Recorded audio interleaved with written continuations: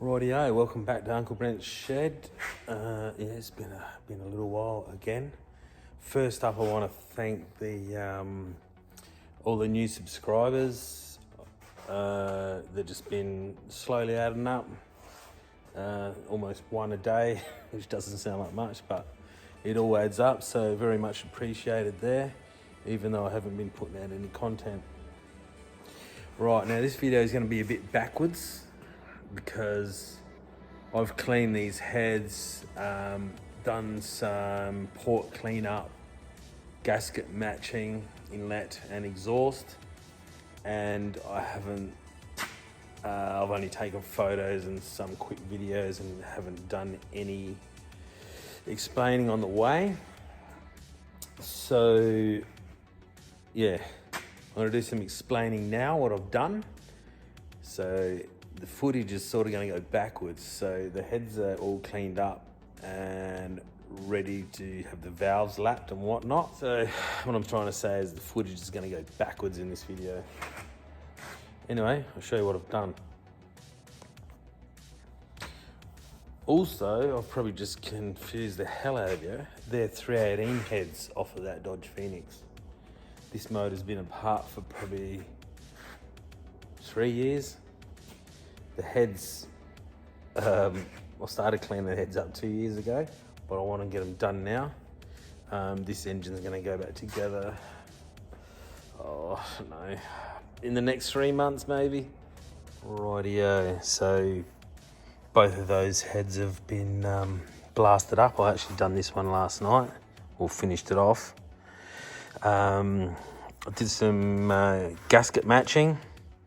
And I also took out that pinch, and since I've done that, someone else explained on standard 318 heads that you don't actually have to take that pinch out, because this area here, cross-sectional area of the inlet port, is smaller than this cross-sectional area here. What I'm actually doing with these heads is just trying to make them a little bit more efficient. It's not, I'm not doing it for power. I just want it to just run nice. So I've just basically deburred the ports. You can still see the casting marks in them, in most of them. Yeah, just taking all the burrs off, all the dags. Still see the casting mark in there, and essentially I've just squared up the ports with the gasket.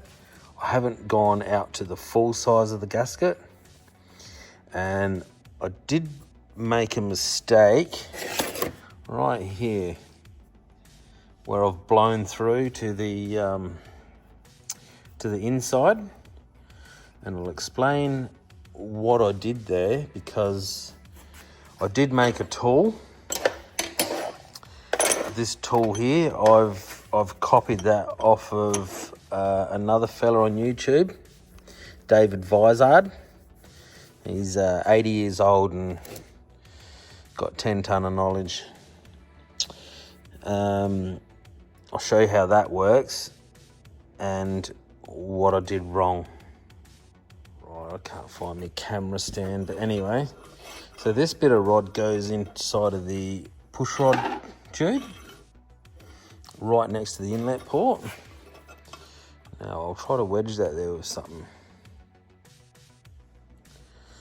Right, so I've just jammed a zip tie in there to hold this metal rod over hard against the port wall, and with this tool here you simply put it on one side of the rod. It doesn't really matter if it's the top or the bottom, and then you touch the inside of the port, and the gap you have between these two is double the wall thickness of in here.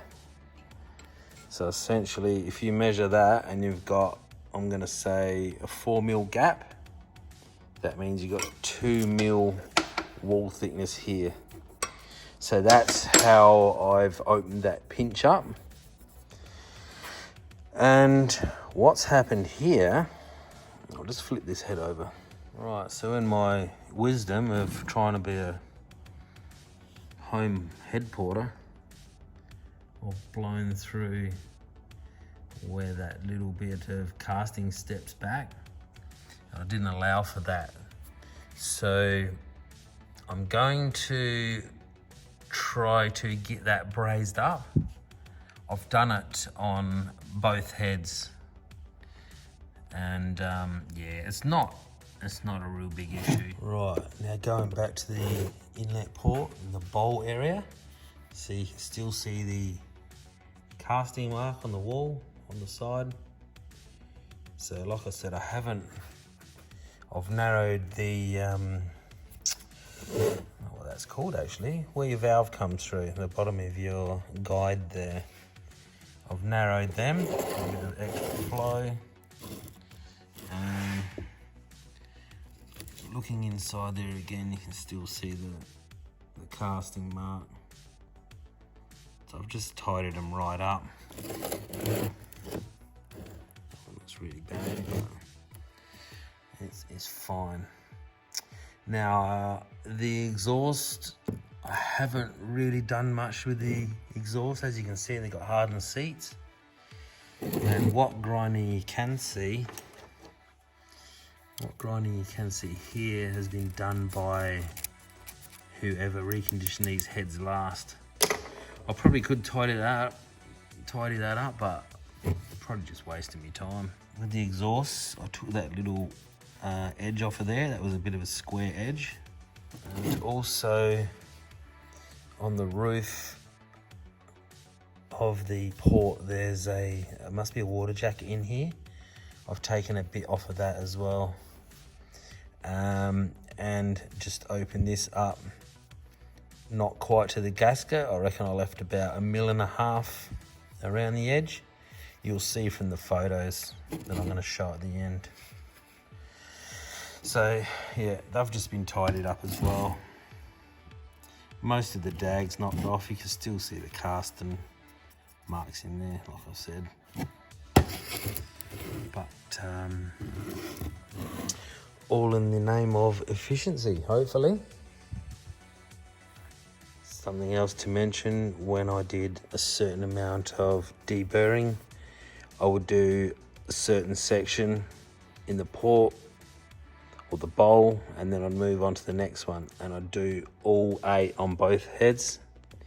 So everything was done evenly. I didn't do one complete port and then move on. I did, say, the back of this, move on to the back of that, and so on.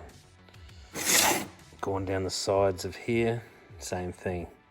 Go down that one side, because this is a mirror image, I'd go down that side and clean it up. Just so I kept a track on where I was at. And there was one point where these heads sat for over a year, and I've only just over the last month got stuck back into and finished where I'd started, and I knew exactly where I was at because all the ports were the same. So I didn't leave me any surprises anywhere, if you know what I mean. Alrighty. I'll also show you my $200 sandblast that I've had for about 20 years. Right, so this was supposed to be a benchtop sandblaster.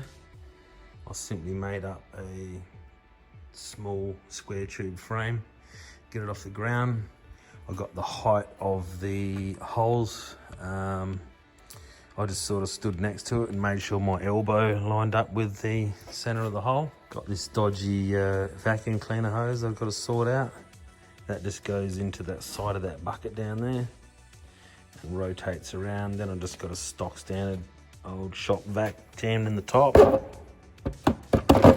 And that keeps all the heavy, that's sort of half full now, in here. That light lasted about 5 minutes. But yeah, she's had a hiding. I do need new gloves. They're only about $20, I reckon, on eBay. So good investment. I think I paid $200 for this a long time ago. And, oh, it chews through the nozzles. Oops. It does chew through the nozzles pretty quick. Like, I've done those 2 heads and it's basically ruined this, so a little bit of a pain. Right, so the next video you'll see on these heads, hopefully I'm putting them back together. I still don't know if I need a machine yet. Now, this video originally was going to be a budget build. Budget refresh, not a rebuild. I think my original plan was trying to refresh it for $650. I need to add up what I've bought so far. And yeah, so not everyone's going to be able to do that though, because this engine had been rebuilt previous. So it had a good crank in it. The cam is new, the lifters are good, all that's going back in it. Obviously I'm putting rings and bearings in it. I had to buy a new timing cover because I cracked that. The bolts got real long bolts that run through them and they corrode and you just can't, the bolts snap off and there's nothing you can do about that. Yeah, so all the same valves, the valves that come out are like new. Be having stock springs in it because yeah, it's not going to be revving, but efficiency is what we're after. All right, I'll leave it at that. Pretty short video. Thanks again for all the subscribers. I don't really push the subject. I've got some cracker video ideas, but I don't want to do anything too extravagant and funny yet because I want to get me monetization sorted. Otherwise, YouTube gets me money and I don't. You know what I'm saying? All right, time for a backwards montage, I suppose. See you in the next one and look after your mates.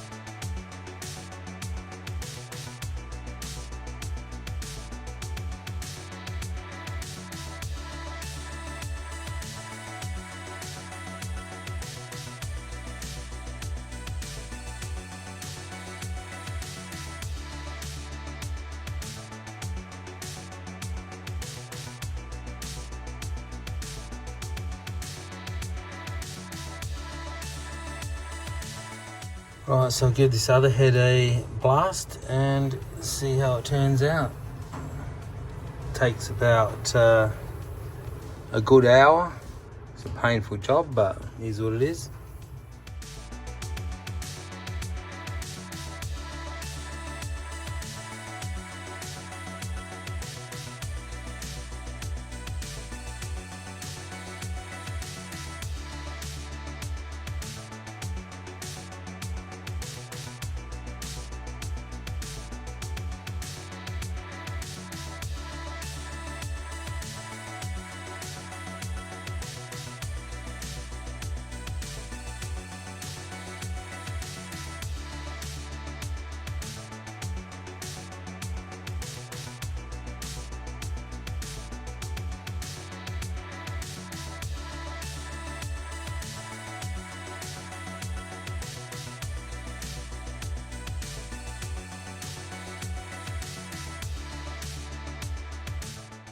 Well, it's literally been another 3 weeks and I've just got this other head sandblasted.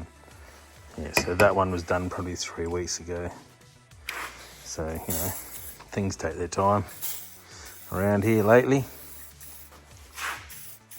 So I'll just coat them with a bit of WD-40 because they're probably going to be sitting around a lot longer.